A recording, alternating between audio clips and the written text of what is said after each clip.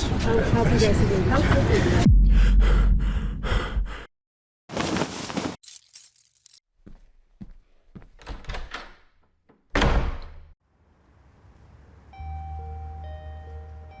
vous est déjà arrivé de vous dire pourquoi c'est que la nuit on repense à des choses qu'on croyait avoir mis aux oubliettes?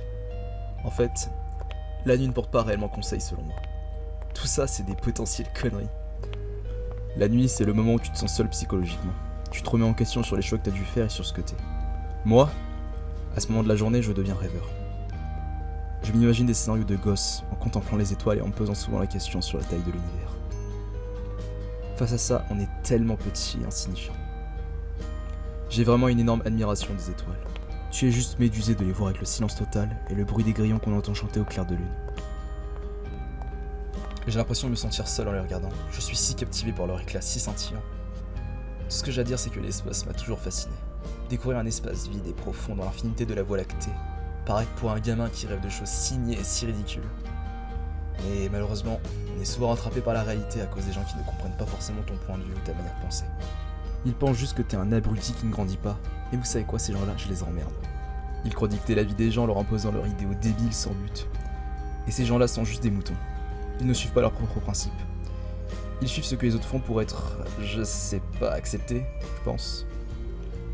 C'est pour ça que je n'écoute pas ce que les gens disent, je préfère écouter ma conscience et suivre ce qui me plaît réellement. Même si ça paraît débile, il faut croire en ses rêves. Car justement, si ton rêve est de devenir musicien, humoriste, astronaute ou je ne sais quoi, alors prouve-le. Prouve à ces gens que, certes, un rêve est un fantasme venant de notre imagination, mais que ces rêves peuvent devenir réalité si on y croit vraiment.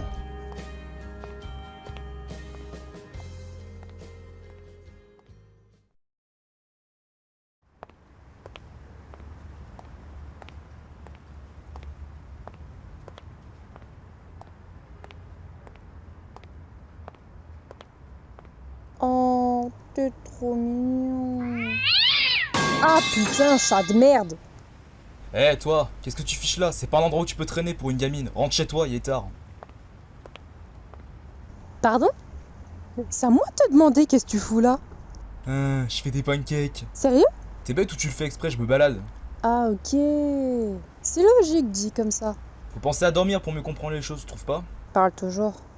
Essaye d'être insomniaque comme moi pour dormir. On verra si tu l'ouvriras. Je crois qu'on est deux. Là, je me baladais parce que j'avais quelques stress dus à certains événements que j'aurais préféré oublier ou n'avoir jamais vécu.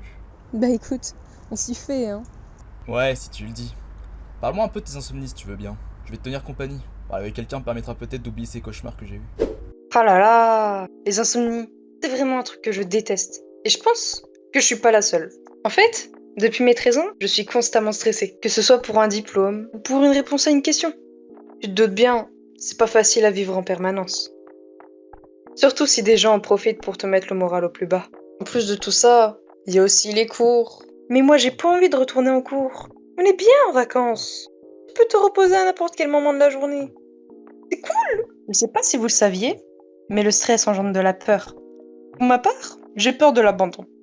Je fais très souvent des cauchemars dans lesquels je revis mes traumatismes d'enfance. En particulier, ma période scolaire. Et donc la première raison de mon insomnie. Et quand j'arrive à m'endormir, c'est des cauchemars qui apparaissent. Mais je vais vous épargner les détails.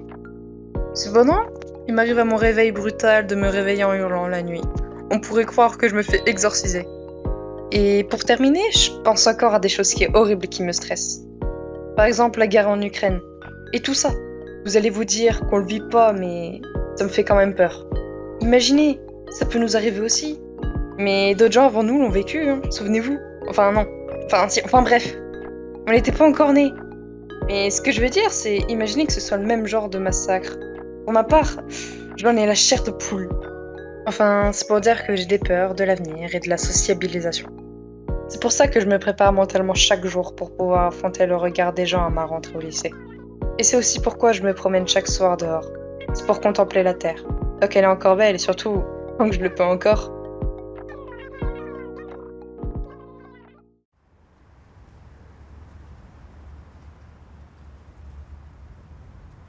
Je vois que pour toi les insomnies c'est difficile.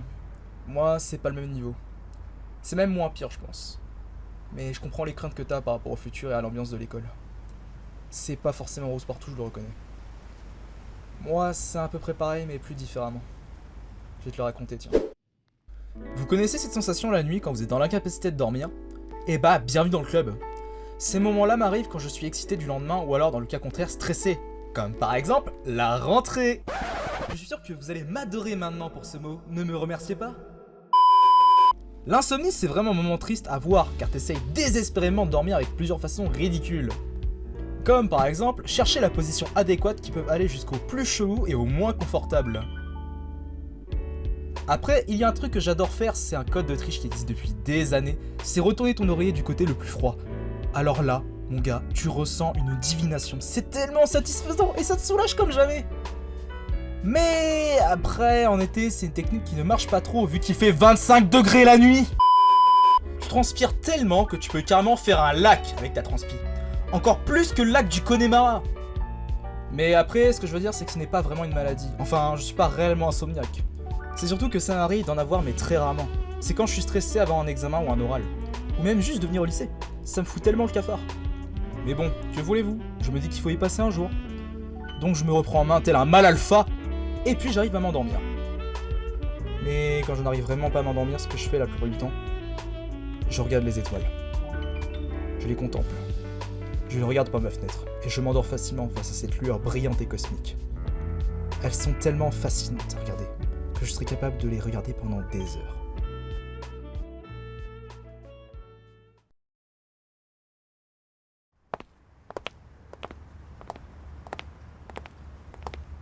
Ah merde! Quoi? On dirait bien il va bientôt être 4 heures.